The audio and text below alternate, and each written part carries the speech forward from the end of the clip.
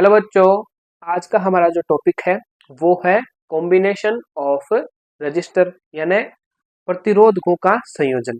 तो इस क्लास में हम प्रतिरोधकों का संयोजन देखेंगे। प्रतिरोधकों का संयोजन दो प्रकार से हो सकता है, कहने मतलब हम प्रतिरोधकों को दो प्रकार से जोड़ सकते हैं। एक तो इस प्रकार से जोड़ सकते हैं, एक प्रतिरोध का एक सिरा दूसरे प्रतिरोध के एक सिरे से जुड़ गया, फिर दूसरे प्रतिरोध का अगला सिरा तीसरे प्रतिरोध के पहले सिरे से जुड़ गया। तो ये कहलाता है श्रेणी क्रम संयोजन, जिसे हम बोलते हैं combination of register in series. ठीक है। और फिर हम देखेंगे प्रतिरोधकों का समांतर क्रम संयोजन, यानी इस प्रकार से समांतर क्रम में हम प्रतिरोध को जोड़ेंगे। यानी इसका मतलब ये है कि इनका सभी का एक सिरा एक बिंदु पर केंद्रित होगा और दूसरा सिरा एक बिंदु पर केंद्रित होगा। तो इस प्रकार की कॉम्बिनेशन को हम क्या बोलेंगे? Combination of register in parallel, यानी प्रतिरोधकों का समांतर क्रम संयोजन। तो ये दोनों हमें संयोजन देखने हैं, इनका हमें निगमन करना है और कुछ महत्वपूर्ण सूत्र निकालेंगे और कुछ छोटे हम अगर क्वेश्चन हो सके तो क्वेश्चन जरूर करेंगे। लेकिन इनका जो क्वेश्चन एग्जाम में पूछे गए हैं, सीबीएसई और आरबीसी में जो एग्जाम में क्वेश्चन पूछे गए हैं, उसके लिए हमें अलग से वीडियो बनाएंगे, क्योंकि वो वीडियो भी बड़ा होगा और ये वीडियो भी बड़ा होने वाला है। क्वेश्चन हमें वहाँ पे 10 से 12 क्वेश्चन करने पड़ेंगे और ज़्यादा भी हो सकते हैं। पिछले सालों के जो क्वेश्चन आए हुए हैं, भारी भरकम अलग अलग प्रकार के डायग्राम, ठीक है, बहुत अजीब अजीब प्रकार के डायग्राम हो गए। अगला वीडियो आएगा तब आपको देखना है उसमें। तो अभी तो हम इस टॉपिक की बात करते हैं। तो सबसे पहले हम देखते हैं प्रतिरोधकों का श्रेणी क्रम संयोजन, उसके बाद देखेंगे समांतर क्रम संयोजन। एक एक डाउट बच्चों इस क्लास में आपका क्लियर हो जाएगा, कोई भी डाउट नहीं बचेगा। हर चीज का, हर जो हम यहाँ पे उपयोग में लेंगे, कोई भी एक तरीके से पॉइंट, उस पॉइंट का आपको क्या मिलेगा? आंसर मिलेगा। इसको उपयोग में आप क्यों लिया, ठीक है। रटने की चीज नहीं बनेगी। हम एक ही चीज का कारण बताएंगे कि अच्छा इसको इसलिए उपयोग में किया गया, ये पॉइंट इसलिए उपयोग में आया है। तो वहां पे हमें रटने की जरूरत नहीं पड़ेगी, हम समझ जाएंगे तो हमारा जो सूत्र है वो हमें आसानी से याद हो जाएगा। और सूत्र याद होने पर हमारे न्यूमेरिकल एक भी गलत नहीं होंगे। इस क्लास को देखने के बाद आपको ये जरूर विश्वास हो जाएगा कि हाँ, जो न्यूमेरिकल के एग्जाम में पूछे जाएंगे वो गलत नहीं होंगे। तो हमें पहले सूत्र निकालना है, फिर उन सूत्रों को याद करना है, फिर उनका उपयोग करके न्यूमेरिकल सॉल्व करना है। तो आइए इस कक्षा को करते हैं शुरू। सबसे पहले हम देखते हैं प्रतिरोधकों का श्रेणीक्रम संयोजन। तो पहला टॉपिक देखते हैं सीरीज कॉम्बिनेशन श्रेणीक्रम संयोजन। इसकी परिभाषा देखेंगे और इसका सूत्र हम निगमन करेंगे, ठीक है। तो सबसे देखो परिभाषा क्या है इसकी। परिभाषा की सहायता से हमने चित्र बनाया है। देखो, यदि प्रतिरोधकों को इस प्रकार जोड़ा जाता है कि पहले प्रतिरोधक का दूसरा सिरा, ये पहला प्रतिरोधक है, इसका ये दूसरा सिरा इधर वाला, ठीक है, दूसरे प्रतिरोधक के पहले सिरे से, यानी दूसरे प्रतिरोधक के पहले सिरे से, तथा दूसरे प्रतिरोधक का दूसरा सिरा, यानी ये दूसरा प्रतिरोधक हो गया, इसका इधर वाला सिरा दूसरा सिरा हो गया, तीसरे प्रतिरोधक के पहले सिरे से, तीसरा प्रतिरोधक उसके पहले सिरे से जोड़ा जाए, इस प्रकार का संयोजन क्या कहलाता है? श्रेणीक्रम संयोजन कहलाता है। तो आप चित्र से ही परिभाषा बता सकते हो कि प्रतिरोधकों को हम इस प्रकार से जोड़ते हैं कि पहले प्रतिरोधक का दूसरा सिरा दूसरे प्रतिरोधक के पहले सिरे से जुड़ा होता है और दूसरा प्रतिरोधक का दूसरा सिरा तीसरे प्रतिरोधक के पहले सिरे से जुड़ा होता है। तो इस प्रकार का संयोजन श्रेणीक्रम संयोजन कहलाता है। हम यहाँ पे ये भी लिख सकते थे तीन प्रतिरोधकों को इस प्रकार जोड़े, लेकिन क्वेश्चन आया हुआ है बच्चों चार प्रतिरोधकों का, R1, R2, R3, R4, ये चार प्रतिरोधकों को अगर हम श्रेणीक्रम में जोड़े तो उनका तुल्य प्रतिरोध निकालना, ये क्वेश्चन आया हुआ है, ठीक है। इसलिए हमने यहाँ पे क्या लिखा है, यदि प्रतिरोधकों को, तो तीन हो, चार हो, पांच हो, उससे कोई फर्क नहीं पड़ेगा, ठीक है। तो अब देखिए इसको चित्र वापिस से देखते हैं। ये तो हो गई परिभाषा। अब देखेंगे निगमन। माना R1, R2 तथा R3 प्रतिरोधकों को चित्रानुसार जोड़े गए हैं, ठीक है, जिसमें धारा I प्रवाहित हो रही है। R1, R2, R3 के सिरों के बीच विभवांतर क्रमशः कितना है? V1, V2, V3 है। तो देखो धारा तो ऐसे प्रवाहित नहीं होगी, जब हम क्या करेंगे, कुंजी ऑन करेंगे और यहाँ का विभवांतर मान लो कितना है? V है, तब इस तरीके से इस दिशा में धारा प्रवाहित होगी, ठीक है, इस दिशा में धारा प्रवाहित होगी, ये होगी धारा प्रवाहित, ये होगी कुंजी ऑन कर दी हमने। अब देखो, अब क्या होगा कि जो ये विभवांतर है, विभवांतर अगर हम प्रतिरोधकों को श्रेणीक्रम में जोड़ते हैं तो विभवांतर क्या आता है? उन प्रतिरोधकों के हिसाब से उनमें बंट जाता है, ठीक है। तो ये इन जो पहला प्रतिरोधक है उसके सिरों पर उत्पन्न विभवांतर कितना होगा, V1 होगा। दूसरा प्रतिरोधक है उसके सिरों पर उत्पन्न विभवांतर कितना होगा, V2 होगा। और जो तीसरा प्रतिरोधक है उसके सिरों पर उत्पन्न विभवांतर कितना होगा, V3 होगा।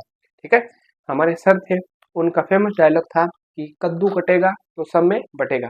ठीक है, तो आप जैसे घर में 3 भाई हो, 3 बहनें हो, ठीक है, 3 भाई बहन हो, तो अपने अपने हिसाब से जो खाना तो सभी के लिए बनता है, लेकिन जिसको जितनी रोटी की आवश्यकता है वो उतनी रोटी खा लेता है। उसी प्रकार से ये जो प्रतिरोधक है, इन्हें जितनी वोल्टेज चाहिए ये अपनी अपनी वोल्टेज बांट लेंगे। ठीक है, तो ये चीज हुई हमारी।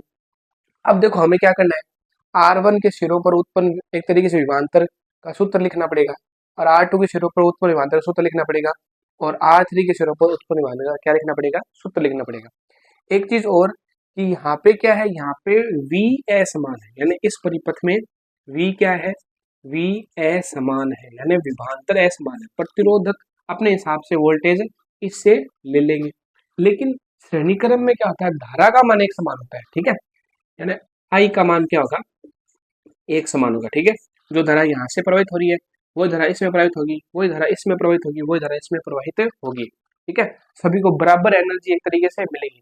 खाना तो हम अलग अलग खाते हैं, सबकी खुराक अलग अलग होगी, लेकिन सभी को एनर्जी उस हिसाब से मिल जाती है। तो यहाँ पे जो है सभी प्रतिरोधकों को धारा का मान क्या मिलेगा, समान मिलेगा। ठीक है, और वोल्टेज उनका क्या होगा, अलग अलग होगा।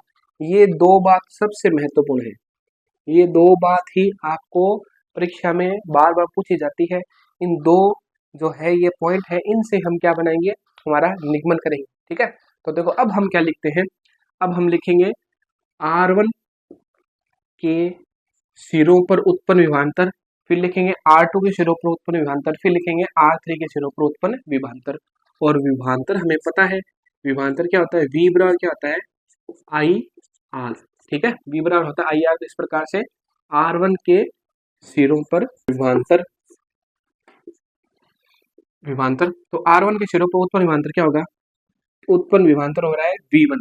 ठीक है, और इसमें धारा कितनी प्रवाहित हो रही है, धारा प्रवाहित हो रही है I, और प्रतिरोध कितना है, R1। ये सूत्र है।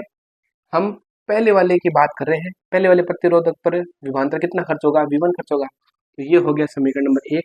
इसी प्रकार से हम क्या कहेंगे, R2 के सिरों पर उत्पन्न विभवांतर और R3 के सिरों पर उत्पन्न विभवांतर। तो ये हो गया V2 बराबर IR2 और V3 बराबर IR3। इस प्रकार से हमने इनका विभवांतर निकाल लिया। अब एक बात बताइए कि जितना ये बैटरी है विभवांतर दे रही है, उतना ही तो इन तीनों में बंट रहा है। कैसे, कहने मतलब हम ये बोल सकते हैं कि V बराबर क्या होगा, V1 plus V2 plus V3। तो इस प्रकार से हम यहाँ पे लिख रहे हैं नीचे, तो यहाँ पे लिख लेते हैं। ठीक है, तो इस प्रकार से देखो हम यहाँ पे लिख रहे हैं, आपको दिख भी रहा है कि कुल विभवांतर, देखो यहीं से खेल शुरू होता है,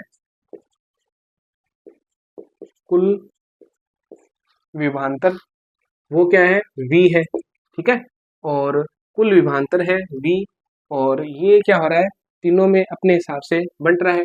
तो V1 plus V2 plus V3। ठीक है, अब हम क्या करेंगे, ये मान लो समीकरण नंबर हो गई 4। तो समीकरण 4 में V1 V2 और V3 का मान रखने पर, तो समीकरण 4 में जब V1 V2 V3 का मान रखेंगे तो इसको हम यहाँ पे लिख रहे हैं। ठीक है, समीकरण 4 में रखो V1 V2 V3 का मान। V1 का मान कितना है, IR1 IR2 और IR3, ये हमने मान रख दिया। ठीक है, इस तरीके से मान आ गया। अब देखो हम यहाँ पे क्या कॉमन ले सकते हैं, I को कॉमन ले सकते हैं, क्योंकि धारा का मान क्या है, एक समान। तो V बराबर क्या हो गया, IR1 R2 R3, ये इक्वेशन आ गई 5। ठीक है, तो ये इक्वेशन आपको ध्यान में रखनी है, ऐसी इक्वेशन आएगी। सबसे पहले हम क्या करेंगे कि श्रेणी क्रम में प्रतिरोधों को जोड़ेंगे, बैटरी से उसको विभवांतर देंगे। श्रेणी क्रम में धारा का मान एक समान होता है, तो उन जो प्रतिरोधक है उन पर जो विभवांतर खर्च हो रहा है वो इस तरीके से निकाल लेंगे। फिर हम क्या बोलेंगे कि हम जितना वोल्टेज दे रहे हैं उतना तो वोल्टेज इसमें खर्च हो रही है टोटल। ठीक है, मान लो 10 वोल्ट दे रहे हो तो 2 इस पे खर्च हो गई। ठीक है, 2 इस पे खर्च हो गई और 6 इस पे खर्च हो गई, तो टोटल कितने, 10 ही तो हुई। तो हम लिख सकते हैं कुल विभवांतर V बराबर V1 plus V2 plus V3। ये समीकरण नंबर 5 होगी। अब हम क्या बोलेंगे कि समीकरण 1 2 3 से समीकरण 4 में मानक लेवल। तो इस प्रकार से ये हमने मान रख दिए। और यहाँ पे हम क्या कॉमन ले सकते हैं, धारा का मान एक समान है तो कॉमन ले लिया, V बराबर I R1 plus R2 plus R3। ये आ गई इक्वेशन नंबर आपकी 5। तो ये आप आराम से बच्चों इसको वीडियो को पॉज करके उतार लो। इस तरीके से अगर आप लिख दोगे ना पेपर में तो आपके पूरे में से पूरे नंबर आएंगे, ठीक है। और ये जो दो टॉपिक है इनसे हर बार क्वेश्चन बनता ही है, चाहे सीधा पूछ ले, निबंध पूछ ले, चाहे क्या पूछ ले, इनका जो क्वेश्चन पूछ ले, ठीक है। तो अब हम बढ़ते हैं आगे। एक बार हमें यहाँ पे जगह बनानी पड़ेगी, आप वीडियो को पॉज करके आराम से उतार लो, बहुत बढ़िया तरीके से समझाया है।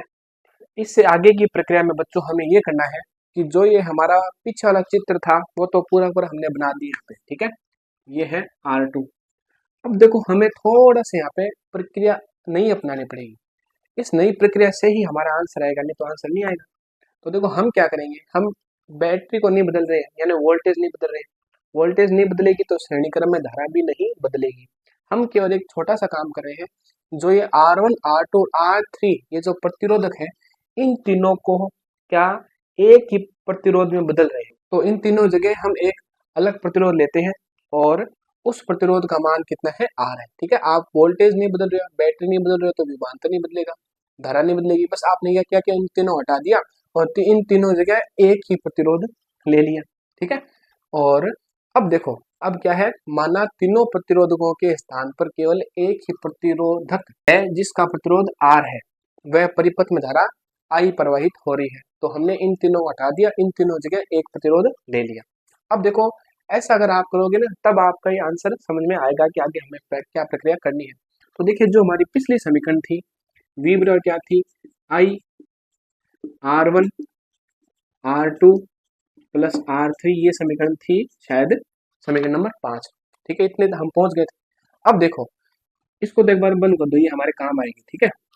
अब देखो यहाँ पे देखो इसमें क्या हो रहा है, इसमें अतः हम क्या बोलेंगे, अतः वोल्टेज कितना है, V है, विभवांतर कितना है, V है, धारा कितनी है, I है, प्रतिरोध कितना है, RS। S का मतलब होता है सीरीज।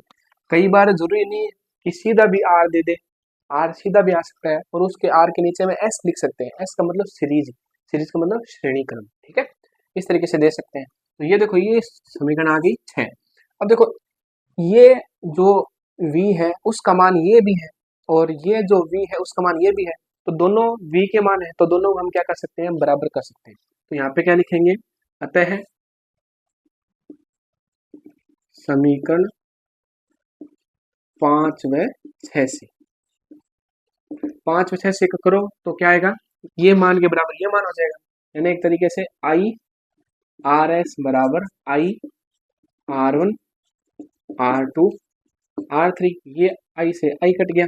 तो देखो अब हमारी समीकरण क्या आ गई, RS बराबर R1 plus R2 plus R3। तो ये है आपका महत्वपूर्ण सूत्र जो आपको याद भी रखना है और ये प्रक्रिया भी देखनी है। इतना ही आपको पूछेगा परीक्षा में, इतना लिख के आना है। अगर आपको 4 प्रतिरोध दे दे तो यहाँ पे क्या आ जाएगा, तो प्लस R4 भी यहाँ पे आ जाएगा, ठीक है। इस तरीके से क्वेश्चन पूछा गया है। अगले जो हमारा लेक्चर आएगा उसमें हम क्वेश्चन करेंगे। तो वापिस से प्रक्रिया समझे, हमने ऐसा चित्र बनाया और हमने बोला कि इसके सिरों पर विभवांतर कितना है, V1 है, इस पर V2 है, इस पर V3 खर्च हो रहा है, ठीक है। अलग अलग तीनों को निकाल दिया। फिर हम क्या बोले कि जो कुल विभवांतर है इसके योग के बराबर होगा, तो तीनों को जोड़ दिया, फिर ये समीकरण आ गई। फिर हमने क्या कहा कि इन तीनों प्रतिरोधों को हटाओ, बैटरी वही रहने दो और इनकी जगह एक तीसरा प्रतिरोधक ले लो, ठीक है। तीसरा प्रतिरोधक ले लिया, उसका प्रतिरोध है मान लो RS, यहाँ पे आप RS भी लिख सकते हो। और धारा I प्रवाहित होगी, क्यों, क्योंकि आपने बैटरी नहीं बदली तो धारा भी नहीं बदलेगी। अब देखो अतः इस स्थिति में क्या होगा, V बराबर I RS आ जाएगा हमारा, और ये भी V का मान है, ये भी V का मान है, ठीक है। तो दोनों को बराबर कर देंगे, तो इस प्रकार से I से I कट गया और ये R का मान आ गया।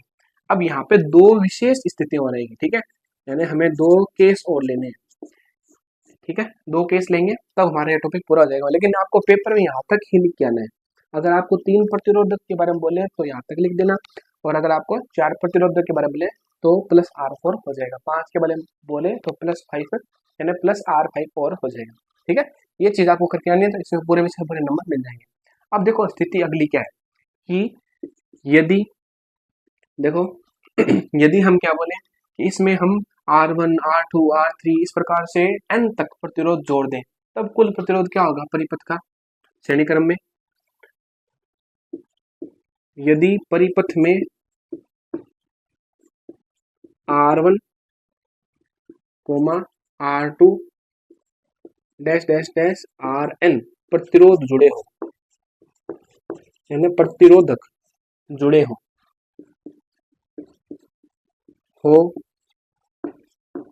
तो परिपथ का कुल प्रतिरोध या श्रेणीक्रम में परिपथ का कुल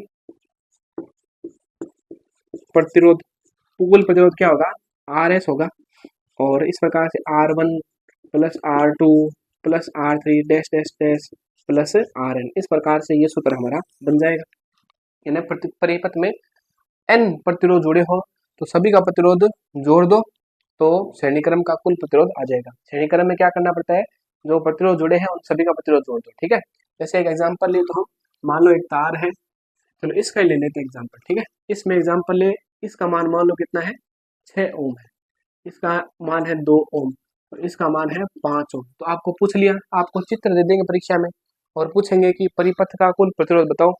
तो कुल प्रतिरोध क्या होगा R1 plus R2 plus R3, R1 plus R2 plus R3। ठीक है, यानी 6 प्लस 2 प्लस 5 कितना हो जाएगा 13 हो जाएगा। तो कुल प्रतिरोध कितना आएगा परिपथ का 13। तो ये क्वेश्चन हो गया। दूसरी देखो इसमें स्थिति क्या बन सकती है, दूसरी स्थिति या दूसरा केस क्या बन सकता है, यदि परिपथ में n प्रतिरोधक जुड़े हो, n का मतलब प्राकृत संख्या। ठीक है, 1 2 3 4 से लेकर अनंत तक प्रतिरोधक जुड़े हो तथा सभी का प्रतिरोध R समान हो। ठीक है, और जो प्रतिरोध जुड़े हैं उन सभी का प्रतिरोध क्या है, R का मान समान है, सभी का प्रतिरोध R है। तो इस स्थिति में तो कुल प्रतिरोध कितना होगा बताओ, कुल प्रतिरोध होगा Rs, यानी पहले का भी R है प्लस दूसरे का भी R है। ठीक है, इस प्रकार से तीसरे का भी R है, ऐसे ऐसे ऐसे R कितनी बार आ रहा है, n बार आ रहा है। ठीक है, यानी R n बार आ रहा है, R n बार आ रहा है तो आप क्या लिखोगे Rs बराबर n R। ठीक है, इस प्रकार से ये हमारे दोनों सूत्र महत्वपूर्ण है। Rs बराबर n R, अगर आप यहाँ पे नहीं दिख रहा है तो Rs का मतलब R का मतलब प्रतिरोध और S का मतलब श्रेणीक्रम का क्या हो जाएगा n R हो जाएगा। अगर आप मान लो कि एक सवाल लेते हैं इस प्रकार से, एक प्रतिरोध दूसरा तीसरा चौथा प्रतिरोध जुड़ा है। ठीक है, ये भी 3 ओम का है, ये भी 3 ओम का है, ये भी 3 ओम का है और ये भी क्या है 3 ओम का है। तो चारों प्रतिरोध 3 ओम के हैं। तो कुल प्रतिरोध क्या होगा 3 3 6 3 9 और 3 कितने होते हैं 12 हो गए। या इसको ऐसे बोल सकते हैं कि कितने प्रतिरोध है, कुल 4 प्रतिरोध है, सभी का प्रतिरोध कितना है बराबर है। तो इस प्रकार से प्रतिरोध कितना हो जाएगा 12 ओम हो जाएगा। या तो आप इसको जोड़ के देख लो, या तो इस तरीके से कर लो, इनको जोड़ो तभी मान 12 आएगा, या फिर इस तरीके से कर लो कि जितने प्रतिरोध है और उनकी संख्या और प्रतिरोध का जो मान है उससे गुणा कर दो तो हमारा कुल प्रतिरोध आ जाएगा। तो ये प्रक्रिया हो गई बच्चों हमारी पूरी श्रेणीक्रम संयोजन की। इससे ज्यादा नहीं पूछेंगे आपको पेपर में। ठीक है, इसमें से क्वेश्चन आपके बन जाएंगे। 3 सूत्र ध्यान में रखना है, एक तो ये सूत्र याद ही होना चाहिए श्रेणीक्रम में, और सीधी सीधी बात अगर तीन से ज्यादा प्रतिरोध होंगे तो आगे जुड़ते जाएंगे। ठीक है, और एक समान प्रतिरोध होगा तो उनकी सभी जगह R लिख दो और जितनी बार प्रतिरोध आ रहे हैं उनकी संख्या गुणा क्या कर दो प्रतिरोध से गुणा कर दो। तो ये हुई हमारा श्रेणीक्रम संयोजन। आप वीडियो को पॉज करके स्क्रीनशॉट ले सकते हो। अब हम बढ़ रहे हैं समांतर क्रम संयोजन की तरफ। अब हम देखते हैं दूसरे प्रकार का संयोजन, हम प्रतिरोधकों को दूसरे प्रकार से कैसे जोड़ सकते हैं। तो वो संयोजन कौन सा है, समांतर या पार्श्व क्रम संयोजन, दोनों नाम आपके परीक्षा में आ सकते हैं। Combination of register in parallel. तो सबसे पहले हम परिभाषा देखेंगे, फिर हम इनका सूत्र निगमन करेंगे। तो देखो क्या है, यदि सभी प्रतिरोधकों का पहला सिरा, यानी हमने मान लो 3 प्रतिरोधक ली है, इन तीनों प्रतिरोधक का पहला सिरा एक बिंदु से तथा दूसरा सिरा दूसरे बिंदु से जोड़ दे तब इस प्रकार का संयोजन समांतर या पार्श्वक्रम संयोजन कहलाता है। तो आपने क्या किया, तीन प्रतिरोधक ले लिए और इन तीनों प्रतिरोधकों का एक सिरा एक बिंदु ए से जोड़ दिया और इन तीनों प्रतिरोधकों का बी सिरा बिंदु बी से जोड़ दिया। तो इस प्रकार का जो संयोजन किया है वो है समांतर क्रम संयोजन या पार्श्वक्रम संयोजन। और श्रेणी क्रम में क्या होता है कि एक प्रतिरोधक दूसरे प्रतिरोधक से जुड़ता है, फिर तीसरे प्रतिरोधक से जुड़ता है, लेकिन यहाँ पे क्या होगा, तीनों प्रतिरोधकों का एक सिरा, पहला सिरा इस बिंदु पर जोड़ देंगे और तीनों प्रतिरोधकों का दूसरा सिरा एक बिंदु पर जोड़ देंगे। तो ये हो गया समांतर क्रम संयोजन। अब देखो हमें निगमन करना है, ठीक है, तो निगमन करके हम क्या लिखेंगे, माना R1 R2 R3 चित्र अनुसार परिपथ में जोड़े गए हैं। R1 R2 व R3 में क्रम से I1 I2 I3 धारा प्रवाहित हो रही है, परंतु R1 R2 व R3 के सिरों के बीच विभवांतर V क्या है, एक समान है। इस चीज को समझो। देखो एक बार हम पिछले वाला चित्र बनाते हैं, ठीक है, ये हमने इसमें ये देखा था, देखो इस प्रकार से ये R1 था, R2 था और R3 था, ठीक है बच्चों, ये चीज समझनी जरूरी है। आप हो सकता है कि इस चीज को रट के परीक्षा में लिख दो, लेकिन अगर आप समझ गए ना तो जो क्वेश्चन आएंगे उसको आप आसानी से कर सकते हैं, ठीक है। तो हम रीजन बता रहे हैं कि ऐसा क्यों हो रहा है। इस प्रकार से हमारा ये परिपथ हुआ पिछले वाला। देखो इन दोनों परिपथ में धारा और विभवांतर का मान अलग अलग क्यों हो रहा है ये देखते हैं, ठीक है। मान लीजिए कि हमने कुंजी ऑन की और इलेक्ट्रॉन प्रवाहित हो रहे हैं, ठीक है, धारा प्रवाहित हो रही है। तो अब इलेक्ट्रॉन के पास देखो, ये तो बैटरी अपना पूरा जोर लगाएगी, बैटरी पूरा इलेक्ट्रॉन को धक्का देगी कि आगे की तरफ बढ़, ठीक है, हम तुम्हारे साथ हैं, नेताजी आगे बढ़ो हम तुम्हारे साथ हैं। तो उस स्थिति में क्या होगा, इलेक्ट्रॉन के पास एक ही रास्ता है, तो इलेक्ट्रॉन इस रास्ते में से गुजरेगा, उसके पास कोई इलाज ही नहीं है, ठीक है। तो जितनी धारा बहेगी वो पूरी लाइन में क्या होगी, एक समान होगी। कहने मतलब मान लो कि इसमें से 10,000 इलेक्ट्रॉन एक सेकंड में प्रवाहित हो रहे हैं, तो हर सेकंड 10,000 इलेक्ट्रॉन ही प्रवाहित होंगे, इसमें से धारा का मान एक समान होगा, क्योंकि दूसरा रास्ता है ही नहीं। अब वोल्टेज की बात करते हैं, यानी हम यहाँ पे बता रहे थे धारा क्या है, समान है। श्रेणी क्रम में धारा का मान एक समान होता है, वोल्टेज असमान होता है, ठीक है। वोल्टेज असमान का मतलब देखो क्या होता है कि ये एक बिंदु है, ये एक बिंदु है, इस बिंदु ए पर और इस बिंदु बी पर जो विभवांतर है हमारा, मान लो ये V है, ये V यहाँ पे लग रहा है, यहाँ पे भी लग रहा है, ठीक है, दोनों पर V लग रहा है, लेकिन बीच में अलग अलग प्रतिरोध है, तो अपने हिसाब से अलग अलग वो ले लेंगे, ठीक है। तो यहाँ पे एक बिंदु आ गया मान लो, यहाँ पे आ गया ये बिंदु, ये हो गया C और D। तो यहाँ पे तो ये पूरा विभवांतर लगा रही होगी, यहाँ पे ये पूरा विभवांतर लगा रही है, लेकिन बीच की स्थिति में अलग अलग बिंदु है, तो वहाँ पे विभवांतर क्या अलग अलग हो जाएगा। R1 R2 R3 अपने हिसाब से विभवांतर ले लेंगे, धारा का मान एक समान समझ में आया, रास्ता एक ही है, तो इलेक्ट्रॉन को दूसरी जगह मिले नहीं, तो यहीं से जाना पड़ेगा, इसलिए धारा का मान एक समान। विभवांतर अलग क्यों, विभवांतर अलग इसलिए क्योंकि इन बिंदुओं पर A और B बिंदुओं पर विभवांतर समान है, लेकिन बीच के बिंदुओं पर क्या विभवांतर अलग अलग है, क्योंकि इसकी खपत अलग है, इसकी खपत अलग है, इसकी खपत अलग है, तो इस हिसाब से ये वोल्टेज बैटरी से ले लेंगे। अब देखो यहाँ पे हम कह रहे धारा का मान अलग अलग है, कैसे, जैसे आपने कुंजी ऑन की धारा प्रवाहित हुई I, ठीक है, और I धारा प्रवाहित हुई, यहाँ पे धारा I प्रवाहित हो गई। अब देखो, अब इलेक्ट्रॉन के पास तीन रास्ते हैं, R1 वाला, R2 वाला, R3 वाला, तीन रास्ते हैं। तो तीन रास्ते में क्या अलग अलग प्रकार की बाधा है, यहाँ पे बाधा शायद कम हो सकती है, यहाँ पे ज्यादा हो सकती है, यहाँ पे ज्यादा हो सकती है। जिस रास्ते में जितनी ज्यादा बाधा होगी, इलेक्ट्रॉन उस रास्ते से उतने ही कम गुजरेंगे। तो तीन अलग अलग प्रकार के रास्ते हैं, तो इसलिए अब जो धारा हो जाएगी तीन भागों में बंट जाएगी। इस भाग में जो धारा प्रवाहित होगी वो मान लो I1, इस भाग में धारा प्रवाहित होगी वो होगी I2, इस भाग में धारा प्रवाहित होगी वो क्या होगी I3। और यहाँ से गुजर के वापिस ये I1 I2 I3, देखो I3 I2 और I1, ये धारा वापिस यहाँ पे तीनों मिलके वापिस धारा I का निर्माण कर लेगी और पूरी परिपथ में वापिस धारा I प्रवाहित होगी। तो यहाँ पे I का मान क्या है, असमान है, I है असमान, ठीक है। धारा अलग अलग क्यों है, क्योंकि इलेक्ट्रॉन के पास अलग अलग रास्ते आ गए, इसमें बाधा अलग थी, इसमें बाधा अलग थी, इसमें बाधा अलग थी, तो उस हिसाब से इलेक्ट्रॉन अपना रास्ता चुन लिया कि मैं इस रास्ते से जा रहा हूँ, तो उस रास्ते से चले जा, तू उस रास्ते से चले जा, तो यहाँ धारा का मान अलग हो गया। लेकिन देखो विभवांतर यहाँ पे एक समान होगा तीनों पर, क्यों, क्योंकि जो बैटरी है वो यहाँ पे जो विभवांतर लगा रही है उतना विभवांतर यहाँ लगा रही है, और तीनों साथ में जुड़े हुए हैं, तो इन तीनों पर विभवांतर का मान क्या होगा, एक समान होगा। यही चीज हमारे घर में घरेलू विद्युत परिपथ होते हैं, उनमें हम जो अवयव है उनको समांतर क्रम में इसलिए जोड़ते हैं क्योंकि उन पर वोल्टेज का मान क्या हो, एक समान मिल जाए, उन्हें वोल्टेज एक समान मिल जाए, वो धारा अपने हिसाब से वो ले लेंगे, तो जो उनकी क्षमता है उस हिसाब से वो आराम से काम करते हैं। ये क्वेश्चन पूछा गया है कि विद्युत परिपथों में अधिकतर अवयवों को हम समांतर क्रम में क्यों जोड़ते हैं। समांतर क्रम में इसलिए जोड़ते हैं क्योंकि उन्हें एक समान वोल्टेज मिले और उनकी जिस हिसाब से क्षमता हो उस हिसाब से वो धारा ले ले और पूरी क्षमता अपने क्षमता से काम कर सके। वोल्टेज बराबर मिलेगी तो वो अपना काम बढ़िया तरीके से कर पाएंगे, इसलिए हम क्या करते हैं, उनको समांतर क्रम में जोड़ते हैं। तो ये चीज समझ में आई। यहाँ पे V का मान क्या है, समान है, क्योंकि दोनों बिंदुओं पर विभवांतर समान होगा। ये बैटरी दोनों बिंदुओं पर विभवांतर समान लगाएगी तो बीच में जो है उन्हें समान विभवांतर मिल जाएगा, लेकिन धारा अलग अलग है क्योंकि प्रतिरोध का मान अलग अलग है। इसलिए इलेक्ट्रॉन को जाने के लिए 3 रास्ते मिल गए, तो तीनों रास्तों में से धारा अलग अलग होगी और बाद में धारा वापिस एक समान हो गई। तो देखो इसको हम मिटाते हैं और आगे की प्रक्रिया करते हैं।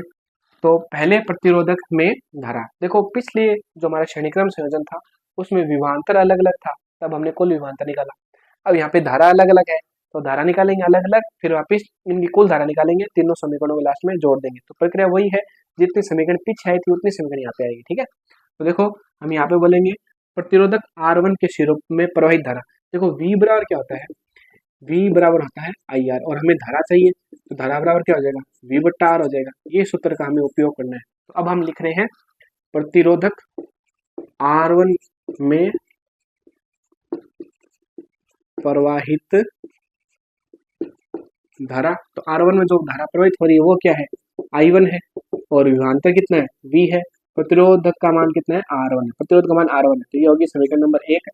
इसी प्रकार प्रतिरोधक R2 व R3 में प्रवाहित धारा, तो R2 में कितनी धारा प्रवाहित होगी, I2 धारा प्रवाहित हो रही है और वो क्या होगा, V बट्टा R2 समीकरण नंबर 2। और यहाँ पे क्या हो जाएगी, धारा I3 प्रवाहित हो रही है, वो जाएगा V बट्टा R3 समीकरण नंबर 3। तो ये तीनों समीकरण आ गई। अब हम क्या बोलेंगे, हम बोलेंगे कि परिपथ में प्रवाहित कुल धारा। ठीक है, यहाँ पे हम लिख रहे हैं परिपथ की कुल धारा।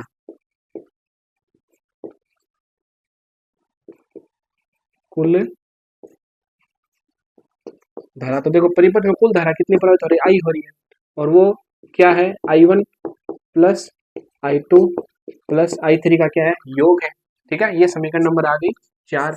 अब समीकरण 4 में 1 2 3 से मान रखने पर, तो यहाँ पे देखो हम क्या लिखेंगे, अतः है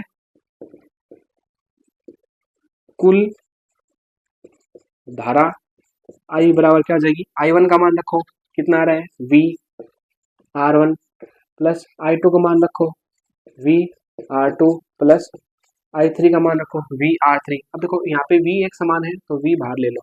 ठीक है, तो I बराबर क्या आ जाएगा, V को जब बाहर लोगे तो ये बन जाएगी हमारी समीकरण 1 बट्टा R1 1 बट्टा R2 प्लस 1 बट्टा R3। ये आ गई समीकरण नंबर आपकी कौन सी दिख रही है आराम से, ये समीकरण नंबर है 5। तो वहां पे भी 5 समीकरण आई थी, फिर हमने वापस अगली प्रक्रिया की और यहाँ पे भी कितनी समीकरण आ गई, 5 समीकरण आ गई। लास्ट में है I बराबर V कोष्टक में 1 बटा R1 प्लस 1 बटा R2 प्लस 1 बटा R3। यहाँ से देखो यहाँ पे V है, यहाँ पे V है, यहाँ पे V है, तीनों को कॉमन लेंगे तो यहाँ पे एक एक बच जाएगा। ठीक है, तो इस स्थिति में हमारी ये समीकरण आ गई। अब वापिस हम क्या करेंगे, हम ये बोलेंगे कि तीनों प्रतिरोध को हटाकर एक तुल्य प्रतिरोध लेंगे, तो उस स्थिति में क्या जाएगा, धारा का मान, कुल धारा का मान हम निकाल सकते हैं।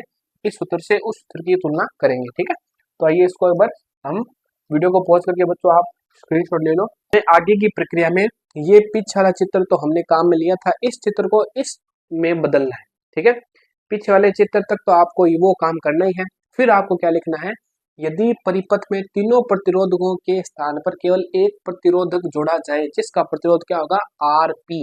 R का मतलब प्रतिरोध, P का मतलब होता है पैरेलल। पैरेलल को हिंदी में क्या बोलते हैं, समांतर या पार्श्वक्रम। ठीक है, RP भी आ सकता है या सीधा R भी पूछ सकते हैं, लेकिन RP लिख दे तो आपको यहाँ पे ध्यान रखना है समांतर क्रम पार्श्वक्रम की बात हो रही है। तो इन तीनों प्रतिरोध को क्या किया हमने, इन तीनों प्रतिरोध की जगह एक प्रतिरोध ही जोड़ दिया।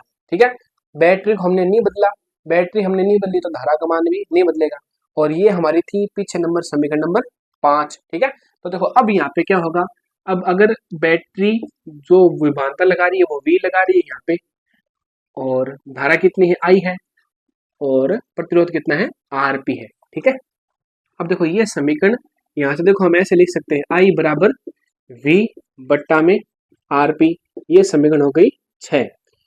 तो अब देखो 6 समीकरण है, वो भी आर का मान दे रही है और समीकरण 5 भी आर का मान दे रही है, तो दोनों समीकरण क्या होगी, बराबर होगी। ये चीज पीछे वाली थी, इसको साइड में हम रख रहे हैं, ठीक है।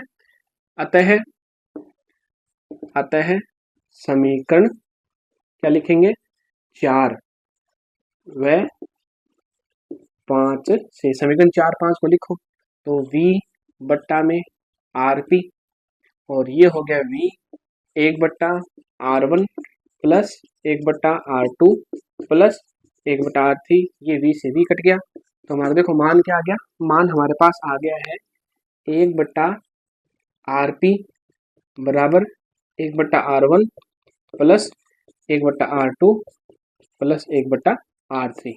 ये सूत्र आपको बच्चों याद रखना है, क्योंकि परीक्षा में यहाँ से क्वेश्चन बनेगा, ठीक है। तो ये प्रक्रिया हमें पूरी करनी है, इतनी प्रक्रिया आप कर दोगे तब आपके पूरे नंबर मिल जाएंगे, नंबर नहीं कटेंगे। अब देखो वापस पहले की स्थिति हम देखेंगे, दो स्थितियां देखेंगे। अगर हमारे पास बहुत सारे प्रतिरोध हो, यहाँ पे 3 जुड़े हुए हैं, 4 5 6 जुड़े हो, तब क्या होगा, तो केस नंबर क्या होगा, फर्स्ट। केस नंबर फर्स्ट क्या है, स्थिति नंबर पहली क्या है, यदि परिपथ में R1 R2 ठीक है डैश डैश डैश Rn प्रतिरोध को क्या जोड़े, समांतर क्रम में जोड़े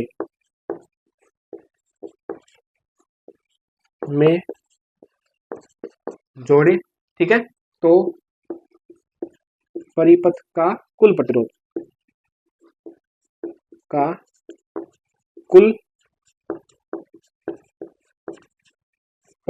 परिपथ का कुल प्रतिरोध कितना होगा, 1/RP 1 बराबर 1/R1 प्लस 1/R2 ऐसे डैश डैश डैश 1/Rn। तो ये हो गया कुल प्रतिरोध परिपथ का, ठीक है। अब दूसरी स्थिति देखो क्या होगा, केस नंबर 2 हम यहाँ पे लिख रहे हैं, केस नंबर 2, ठीक है।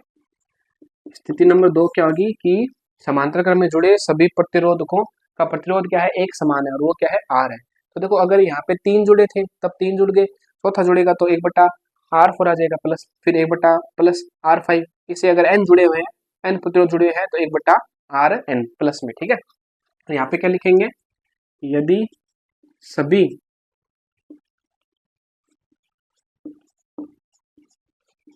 प्रतिरोधकों का प्रतिरोध R समान है तो, ठीक है। तो देखो R जब समान होगा तो हम यहाँ पे क्या लिखेंगे, यहाँ पे भी R1 की जगह R आ जाएगा, फिर यहाँ पे भी R आ जाएगा, इस प्रकार से ये कितना आ जाएगा, n बार क्या आ जाएगा, R आ जाएगा। अब देखो अगर आप लघुत्तम यहाँ से क्या लो, लघुत्तम R ले लो, ठीक है, इसको हम यहाँ पे लिख रहे हैं। तो लघुत्तम अगर हम R ले लेंगे, लघुत्तम देखो सभी में R आ जाएगा, और ऊपर क्या आ जाएगा, 1 प्लस ऐसे ऐसे प्लस 1 n, एक कितनी बार आ रहा है, n बार आ रहा है, तो यानी एक को हम अनंत बार जोड़ रहे हैं, n बार जोड़ रहे हैं, तो यहाँ पे क्या हो जाएगा, NR हो जाएगा, ठीक है। और हमें चाहिए RP का मान, तो इसको हम उल्टा करेंगे, तो RP बराबर क्या जाएगा, N/R। ये सूत्र बहुत महत्वपूर्ण है, ठीक है, ये भी हमें याद रखना है। इस प्रकार से दो स्थितियां बन गई, एक तो ये स्थिति बन गई, एक ये स्थिति बन गई। प्रतिरोध अगर बहुत सारे जुड़े हो, ठीक है, R4 R5, तो ये सूत्र काम में आएगा, और प्रतिरोध अगर एक समान से जुड़े हो तो ये सूत्र काम में आएगा। यहाँ पे देखो नीचे R है तो लघुत्तम R आ जाएगा, और ऊपर सभी जगह क्या बचेगा, एक कितनी बार है, n बार है, तो उससे सीधा n लिख देंगे, बट्टा में R, 1/RP का मान है, हमें RP का मान चाहिए, तो RP का मान निकालेंगे तो RP बराबर क्या हो जाएगा, R/n। लेकिन एक स्थिति बहुत महत्वपूर्ण है, हमेशा क्या करते हैं परीक्षा में, दो प्रतिरोध को जोड़ते हैं समांतर क्रम में और उनका प्रतिरोध पूछते हैं, ठीक है। तो देखो मान लीजिए कि दो प्रतिरोध है, उन्हें जोड़ा गया है समांतर क्रम में और उनका हम मान निकाल रहे हैं। तो एक बार आप इसको वीडियो को पॉज करके आप स्क्रीनशॉट ले लो। देखो इस सूत्र से हम दो प्रतिरोध की बात करते हैं, देखो इससे बहुत बढ़िया सूत्र बनेगा, दो प्रतिरोध जुड़े गए समांतर क्रम में, ठीक है। अब देखो इनका लघुत्तम लेते हैं, तो 1/RP 1/R1, और लघुत्तम क्या आएगा बताओ, लघुत्तम हो जाएगा R1 R2, लघुत्तम आएगा R1 R2, ठीक है। और इसका अगर इसमें भाग दोगे तो R2 बच जाएगा इधर, और इसका इसमें भाग दोगे तो R1 बच जाएगा। ये लघुत्तम लेना आता है बच्चों आपको, ठीक है। अब क्या हुआ, देखो ये 1/RP का मान हमें चाहिए, RP का मान, तो इसको उल्टा कर दो। RP बराबर क्या हो जाएगा, RP, यहाँ पे आएगा RP, P का मतलब पैरेलल यानी समांतरकरण, वो क्या हो जाएगा R1 R2, इसको हम 1 को पहले लिख रहे हैं R1 प्लस R2। ये सूत्र भी आपको याद रखना है, ठीक है। अगर दो प्रतिरोध समांतर क्रम जुड़े हो तो उनका तुल्य प्रतिरोध या कुल प्रतिरोध कितना होगा, RP बराबर R1 R2 बट्टा में R1 प्लस R2। ये सूत्र बहुत इंपॉर्टेंट, ठीक है।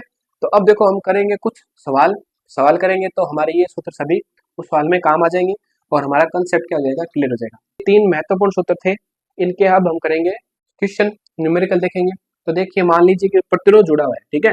मान लो ये भी 6 ओम है, ये मान लो कितना है 4 ओम है, और ये कितना है मान लो 3 ओम है। तो इस प्रकार से प्रतिरोध जुड़े, तो इनका हमें तुल्य प्रतिरोध निकालना है। तो देखो हम क्या लिखेंगे यहाँ पे 1/RP, ठीक है, 1/RP लिख देंगे, और 1 में 6 लिखेंगे, 1 में 4 लिखेंगे, 1 में क्या लिखेंगे 3, क्योंकि इनका यह प्रतिरोध है और हमने यहाँ पे लिख दिया। आगे पीछे कैसे भी लिख सकते हो, ठीक है।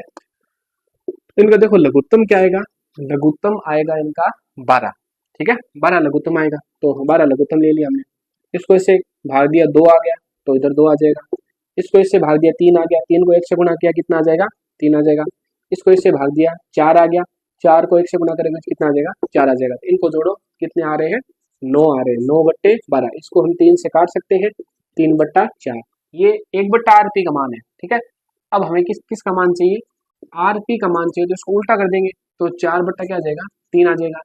इतना आपका मान आ रहा है, ठीक है। अगर इसको और सल करें तो भाग गया एक बार, फिर भाग नहीं जरा क्योंकि 1 आ गया, पॉइंट जग गया। इस प्रकार से 3 3 इस प्रकार से ओम आ जाएगा, यानी इतना प्रतिरोध इसका समांतर क्रम में तुल्य प्रतिरोध है। अब अगर बात करें कि हमने क्या कर दिया, यहाँ पे भी 6 जोड़ दिया और यहाँ पे 6 हमको प्रतिरोध जोड़ दिया, तब आप आंसर क्या करना, आपको कुछ नहीं करना, आपको सीधे लिखना है 6 बट्टे में कितनी बार जोड़ा गया है 1 2 3, बट्टे में 3 लिखो, तो कुल प्रतिरोध कितना आ गया 2 ओम आ गया, ठीक है। तो ये सूत्र बहुत बढ़िया है, कितने प्रतिरोध आप जोड़ दो उसमें क्या हो जाएगा, आप जिस प्रतिरोध जोड़ रखा है आपने, समान प्रतिरोध जोड़ रखा है तो उसका मान लिखो, जितनी बार जोड़ रखा है उसका भाग दे दो, तो कुल प्रतिरोध आ जाएगा। अब देखो खाली आपने क्या कर रखा है, 2 बना रखे, ठीक है, नहीं बीच वाला मिटाते हैं, केवल आपने ये मान लो कितना है, ये है आपका 9, ठीक है। तो खाली हमने 2 प्रतिरोध ले रखे हैं, तो उनका तुल्य प्रतिरोध कितना होगा, ये कितना है 6 ओम, ये कितना है 9 ओम। उनका तुल्य प्रतिरोध समांतर क्रम में, ये सूत्र है, सीधा मान रखो 6 इंटू 9 बट्टा में 6 प्लस 9, तो 6 को 9 से जब गुणा करते कितना आता है 54, इसको इससे जोड़ेंगे तो कितना आ जाएगा बताओ 15। तो ये हमारा आ गया आंसर, ठीक है, 54/15 ओम। इस प्रकार से इन तीनों सूत्रों को हमने एक ही चित्र की सहायता से उपयोग कर लिया, ये आपके समझ में आ गया होगा। और ये सूत्र हमें याद भी रखने हैं परीक्षा में, ये महत्वपूर्ण सूत्र है। तो हमारा ये लेक्चर पूरा हुआ, थोड़ी लाइट की प्रॉब्लम चल रही थी, लेक्चर हमारा पूरा हो गया है। जो आगे आने वाला लेक्चर है उनमें हम इनके क्वेश्चन करेंगे जो बोर्ड एग्जाम में पूछे गए, CBSE RBC में बहुत बढ़िया क्वेश्चन पूछे गए। तो बच्चों अब हम मिलेंगे अगले वीडियो में, तब तक के लिए जय हिंद।